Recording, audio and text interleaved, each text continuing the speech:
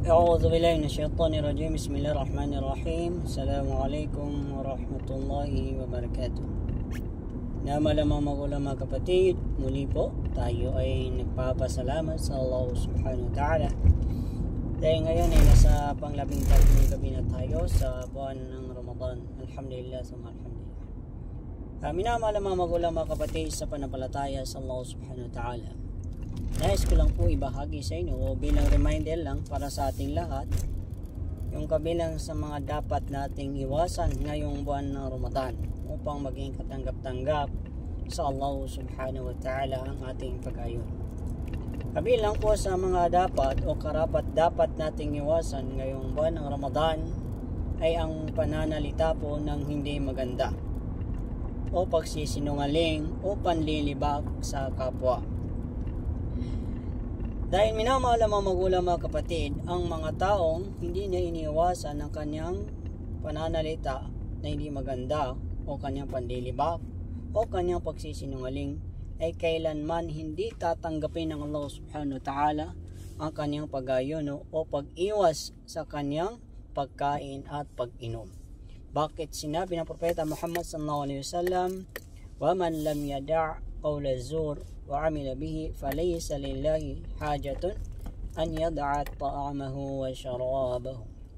O kama qala sallallahu alaihi wasallam, kung sino man ang hindi niya iwasan ang salita o pagsasalita ng hindi maganda, yung qawla zur, yung pagsisinungaling, sasalita hindi maganda, panlilibak, hindi niya ito iwasan, katotohanan hindi kailanman kailangan ng Allah ang kanyang pag-iwas sa kanyang pagkain at pag-inom.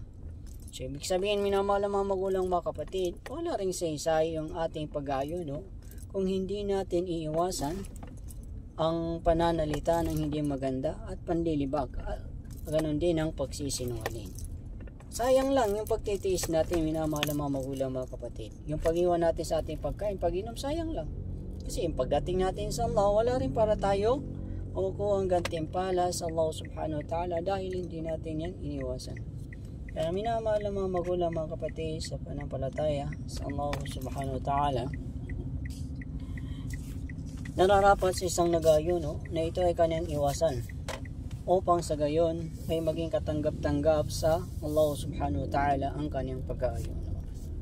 Kasi marami po sa atin talaga na nag-aayon pero hindi pa dumarating ang iftar, ay pinang-iftar na nila yung kapwa nila. Kaya hindi pa dumarating ang sahur, pinang-sasahur na nila yung kapwa nila. Nililibak nila, pinag-uusapan nila ng hindi magaganda. Subhanallah, naway patawarin tayo dyan ng Allah subhanahu wa ta'ala at ilayo sa mga ganyang gawain. Kaya minamahal ang mga magulang mga kapatid sa panampalataya sa Allah subhanahu wa ta'ala upang maging katanggap-tanggap sa Allah subhanahu wa ta'ala ang ating pag-ayon. Iwasan po natin yung pagsisinungaling, iwasan po natin yung pagsasalita ng hindi maganda o mga gawain hindi magaganda. Ganun din, iwasan po natin ang panlilibak sa kapwa upang sa gayon ang ating fasting ay tanggapin ng Allah subhanahu wa ta'ala. So yun lang po, minamahal ang mga magulang mga kapatid, naway palagi tayong gabayan ng Allah subhanahu wa ta'ala at ipaunawa sa atin ang ating pananampalataya. Hanggang dito na lamang po, wa akhiru da'wana anil hamdulillahi rabbil alamin. Assalamualaikum warahmatullahi wabarakatuh.